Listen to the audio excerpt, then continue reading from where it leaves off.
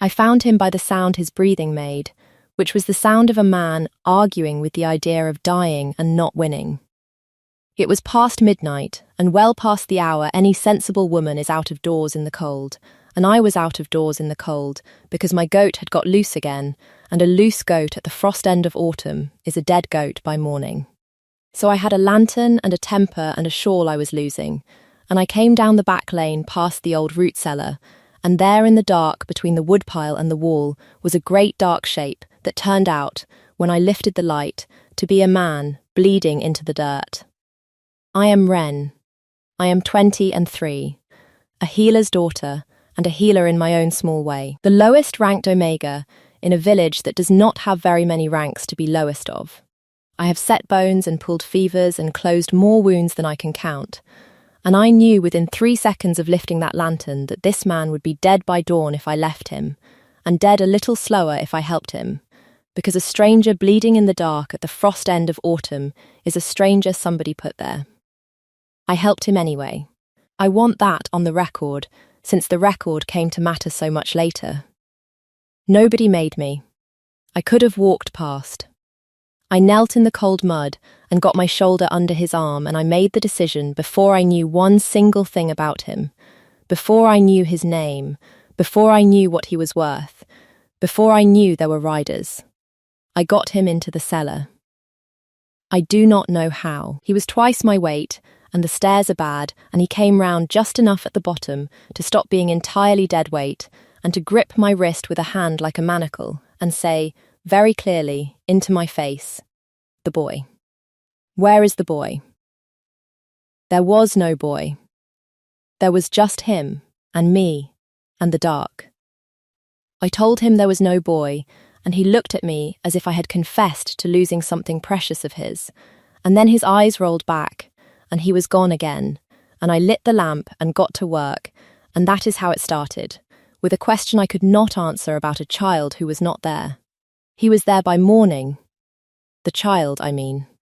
I found him the way you find a wild thing, by holding very still until it decides you are furniture. I had gone up at first light to deal with the goat, who had the gall to be standing at the gate as though she had not cost me a man's life, and most of a night, and when I came back down to the cellar, there was a boy, crouched in the corner behind the cider barrels, with his arms around his knees and his eyes on the stranger, and a kitchen knife of mine held in one small fist like he meant it. He was perhaps 5, filthy, half feral with fear. He had come in through the cellar's low window in the night, drawn to the only thing in the world he knew, and he had been there the whole time I worked, watching me put my hands on his man, deciding whether to use the knife. I did not reach for him. I sat down on the bottom stair, a careful distance off, and I told him my goat's name and what an idiot she was, and I kept talking, low and dull, about nothing, the goat, the frost, the way the cider had not turned out this year, until the knife came down an inch, and then another, and somewhere in the second hour he fell asleep where he sat, because a body that small cannot hold that much fear awake forever. His name was Bram. It took 2 days to learn that much. He gave it to me the way you hand someone a coin you cannot afford to lose, and after that he would not leave my side, would not leave the cellar at all, and looked at the door every time the wind moved, as if the wind might be coming for him specifically. I learned to read the two of them like weather. The man slept and burned and woke in pieces, and in the pieces he said things. Not to me, through me, past me, to people who were not there. A name, over and over, like a splinter he could not work out. Varric, and once, gripping the boy's wrist where Bram had crept up to put a hand over his heart, not yet. Not yet, we're not safe yet, keep him from the windows. And the boy, 5 years old, nodded as if this were an old and familiar instruction, and moved away from the windows. You do not have to be a clever woman to know that a man who fevers about windows and a name and a boy he is dying to protect is not a man who fell down drunk in a lane. I am not a clever woman, particularly, but I am not that kind of fool. I knew he was running from something. I told myself it was none of my business who, that my business was the wound and the fever and the child, and I held to that for 3 more days, which I now understand was the last of my innocence about the whole affair. Then, the wanted notice came to the village square, and I went to read it like everyone else, and I stood in the cold with the whole village around me, and read the description of the man dying in my cellar. The notice was nailed to the meeting post, fresh, the ink barely set. A reward in gold that made the baker whistle. A name I did not recognize, and a list of crimes I will not repeat, because half of them turned out to be lies, and the other half were somebody else's. Treason, the murder of a child of the royal line. An enemy of the crown, most wanted across every territory the Iron King held, to be taken alive if possible and dead if not, by order of the War Council, sealed with the seal of the Alpha King himself. I read it twice. Then I read the part about the murdered child of the royal line, and I thought about the 5-year-old asleep in my cellar, with his arms around the supposed murderer's neck, and something in the story did not sit flat. A man does not die protecting the windows of a child he murdered. I went home the long way, the way that did not pass anyone's eyes, and I stood at the top of my own cellar stairs for a long time before I went down. Because here is the thing nobody puts on a wanted notice. The moment you read one, you are no longer a woman who found a stranger in a lane. You are a woman hiding the most wanted man in the kingdom, and a child the entire War Council believes is dead, and you have a choice to make, and every version of it is dangerous, and there is gold enough on that post to buy my whole village twice over. I went down. The lamp was burning where I had left it. The man was awake. He was awake and lucid for the first time, propped against the cellar wall, grey as ash, with Bram tucked under his arm and one big hand spread over the boy as if he could shield him from the whole world with a palm. He watched me come down the stairs, and he watched my face, and whatever he had been planning to say, he changed it when he saw what I had read written all over me. "You've seen the notice," he said. "You're worth more dead than I'll earn alive." I came the rest of the way down. Most wanted man in the kingdom. Killer of a royal child. I looked at the royal child in question, who looked back at me with grave, dark eyes. He doesn't seem very dead. Something went out of the man then, some last brace he had been holding. "No," he said. "He doesn't, does he? Your name's not the one on the post." "It is not." He was quiet a moment, deciding, and I watched him decide to trust me, watched it cost him, because a man who has been running this long does not give his name away cheaply. "Asmund, the boy is Bram. He is the heir of the Western Hold, and the only living one, and the man whose seal is on that notice, has spent a year telling the kingdom I cut this child's throat."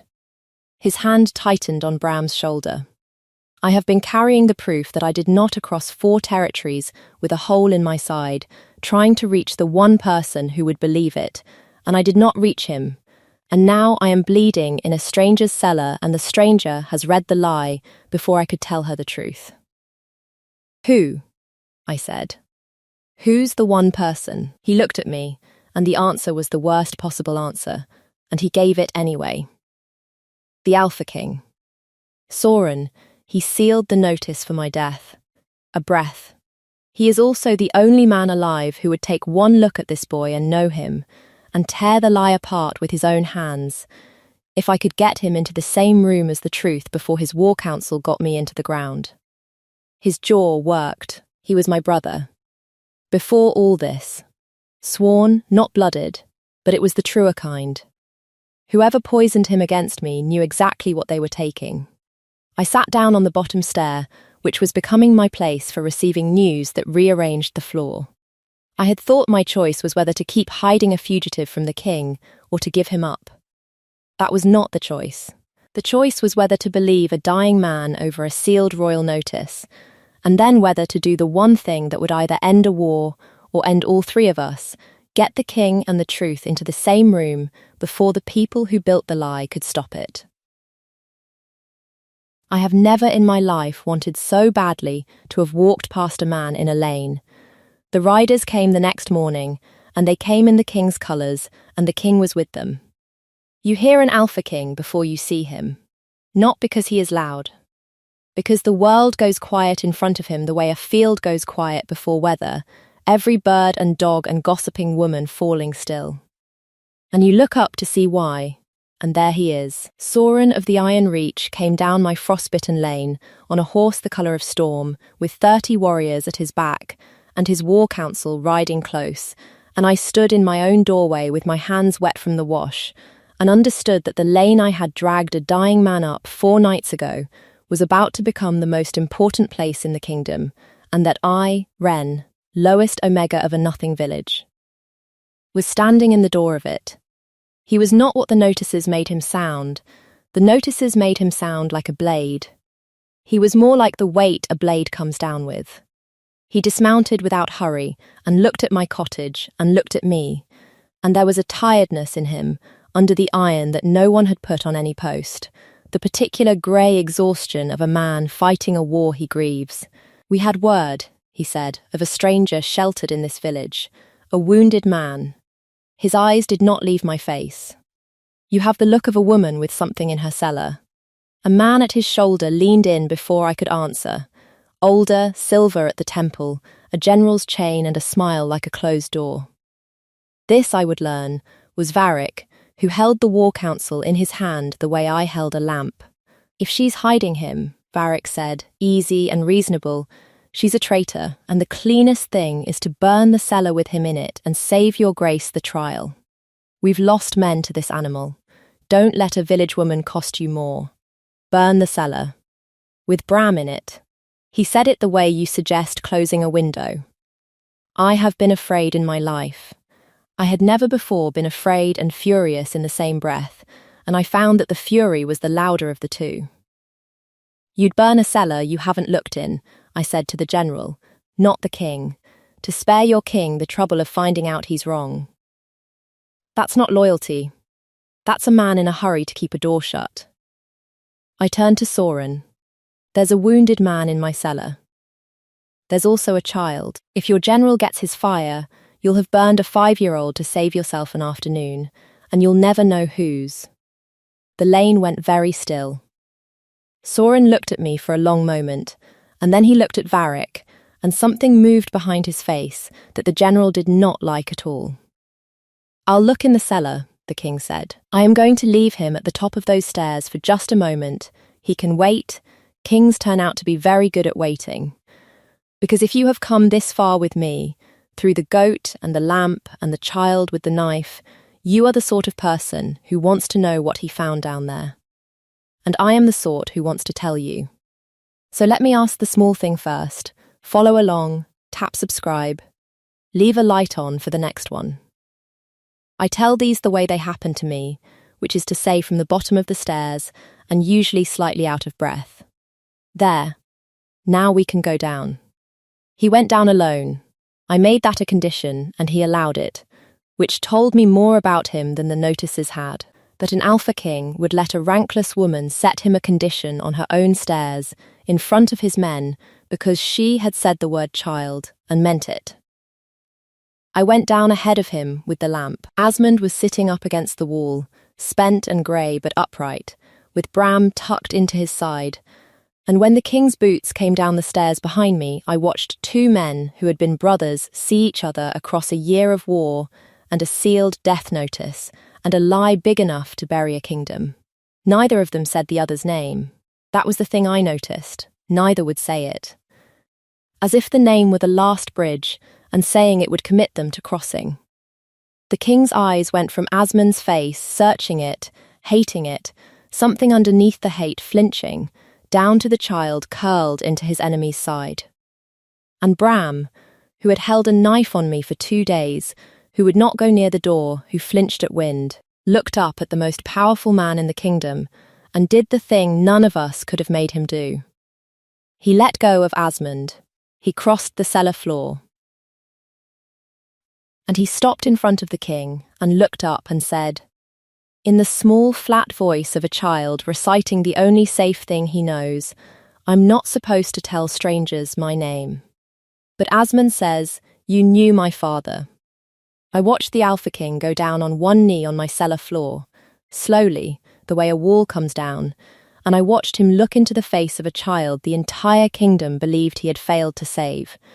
A child wearing a dead man's eyes, and I watched the war go out of him and something far worse come in, because if the boy was alive, then everything Sauron had done for a year, every campaign, every name on every notice, every grave, had been built on a lie, and he was kneeling in the wreckage of it on a dirt floor by the light of my one lamp. Bram, he said. Just the name. It broke in the middle.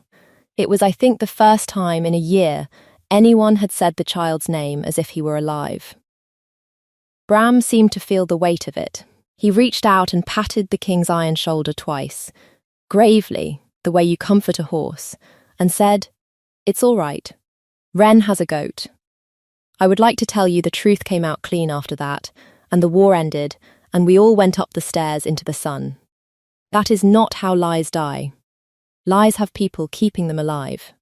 And the man keeping this one was standing in my lane with a general's chain and 30 of the king's own warriors, and he had heard the king say the dead child's name. Varric moved that night, because men like Varric always move at night, and because he understood before the rest of us that a living heir and a breathing Asmund were two truths that would cost him his head by morning. The king had taken rooms at the village's one inn and posted men and given orders that nothing was to happen until daylight, until he could hear the whole of it. Reasonable, kingly, it assumed the danger was something you could post a guard against. The danger was inside the guard. I was in the cellar, because I would not leave them.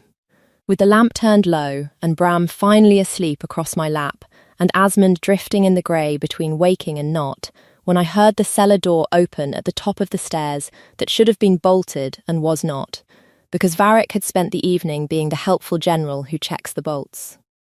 He came down with a knife and no torch, and he was very good and very quiet. And he had clearly done this kind of work before. He had a story ready for the morning. I could see it on him the way you see a man's next 3 moves. The fugitive, cornered, had taken the woman and the boy with him. A tragedy. The general had arrived too late. 3 bodies and a closed door and the lie safe for another year. He came for Asmund first, because Asmund was the proof that could speak.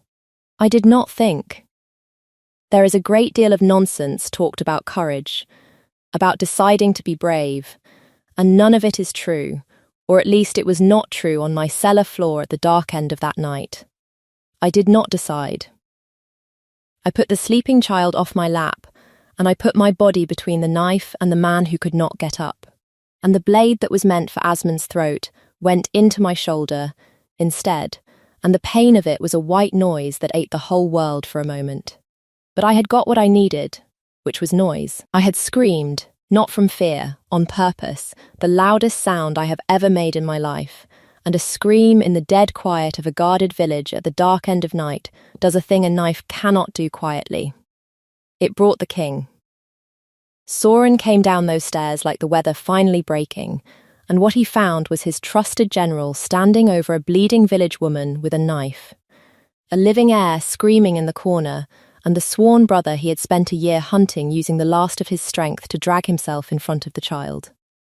There is no story Varric could have told that would survive that tableau, and I watched him understand it, watched the smooth go out of his face, watched him reach for the only move he had left, which was to finish at least one of us before the king's hands closed on him.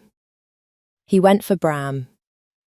I was already down and bleeding, and I will be honest with you all the way to the bottom of this. I do not know where I found it. I got a hand around the general's ankle from the floor, just that, just one hand, a healer's hand with no strength left in it, and it was enough. It tipped him half a step. Half a step was all the king needed. I will not describe what the Alpha King did to the man who had built a war on a murdered child who was not dead. It is not the kind of thing this story is for. I will say only that Varric did not rise from my cellar floor, and that the lamp got knocked over in it and very nearly gave him the fire he had wanted for all of us. and that it was Bram, 5 years old, the heir of the Western Hold, who stamped it out with both small feet, furious, before the spilled oil could catch the cider. Then it was just the breathing again. Mine, ragged, Asmund's. The king's, hard, over the body of his general, in the wreck of everything he had believed. You stepped in front of a knife, Soren said. He was looking at my shoulder, at the dark spreading down my arm, and he did not seem able to look anywhere else. For a man the whole kingdom calls my enemy, he isn't your enemy. He's your brother. I had my hand clamped over the wound, and my voice was going thin, but I was not finished, because I had not bled on my own cellar floor to leave the most important part unsaid. The enemy is the one who taught you to call him that, and he's dead on the ground because a goat got loose and a village woman couldn't walk past a man in a lane. So you might want to ask yourself, Your Grace, how many other men you've buried on your general's word. He flinched. A king, flinching, in a cellar, at a healer with a hole in her shoulder. I have replayed that too. Then he tore his own cloak and held it hard to my shoulder with his own hands and roared up the stairs for every healer in the village and held the cloth there himself while he did it and did not let go. Here is the fallout, because there is always fallout. The war did not simply end because a child stamped out a lamp. Wars are easier to start than to call back. But the morning after that night, the Alpha King stood in my village square under the wanted notice with his own seal on it, and he tore it down with his own hand in front of his 30 warriors and a crowd of villagers who had never seen a king and would tell the story for the rest of their lives. He named Asmund cleared. He named Bram living and heir and under the crown's protection. He named Varric traitor over his own grave, and named the men of the war council who would answer for the year of lies. And then he did the thing that cost him most, the thing a proud man can barely make his mouth do. He said, aloud, before everyone, that he had been wrong, that he had let grief make him certain, and certainty had made him a weapon in another man's hand. And that the only reason the truth was standing in the square that morning was a village woman who had believed a dying stranger over a king's own seal. He looked at me when he said the last part. The whole square looked at me. I had a shoulder bound up to the neck and one arm in a sling, and Bram attached to my good hand with the grip of a much smaller manacle.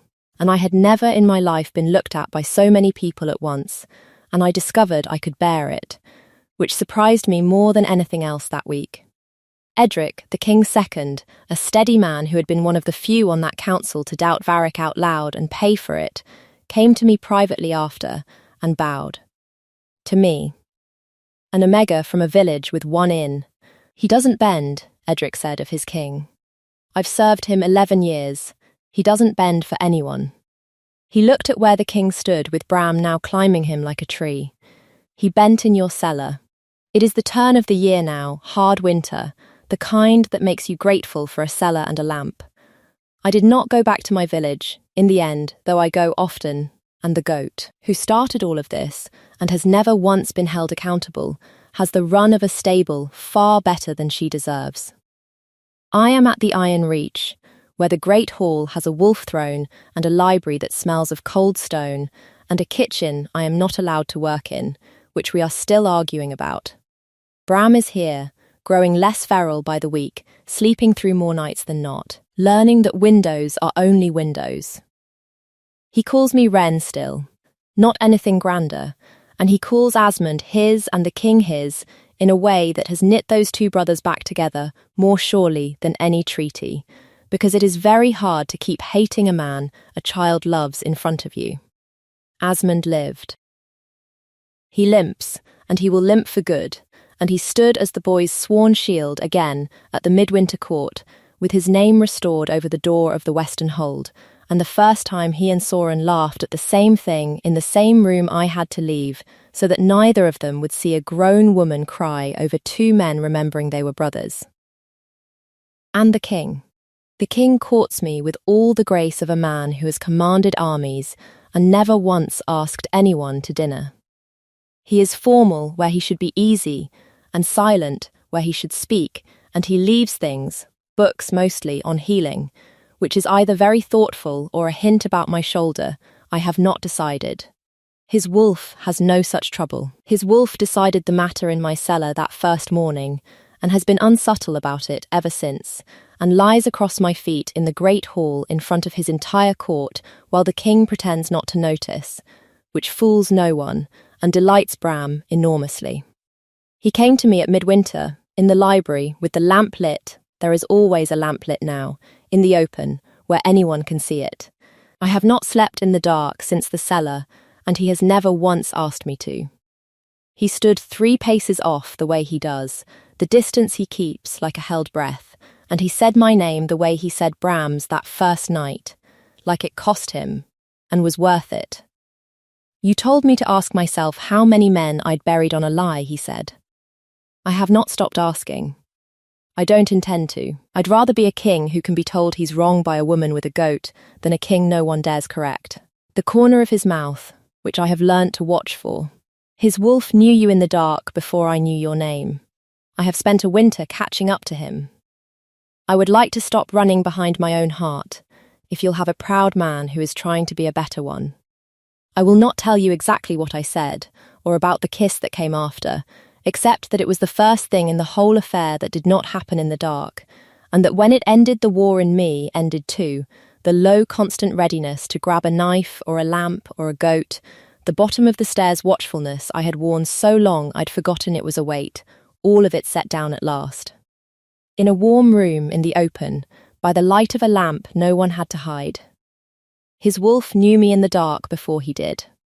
I have made my peace with being the last to understand the most important things. I was last about the man in my lane, last about the child, last about the king.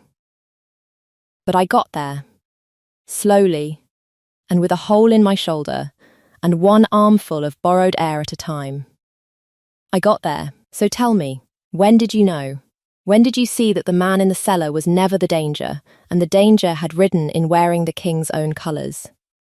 Come find me in the comments and tell me how early you caught it, because I caught it late, the way I catch everything, from the bottom of the stairs. And tell me where you're listening from tonight. I like knowing where in the world the lamp is burning. If this one kept you up past a sensible hour, stay. There's always another, and there is always, I promise you, a goat. Subscribe, and I'll tell you the next one the way it happened to me.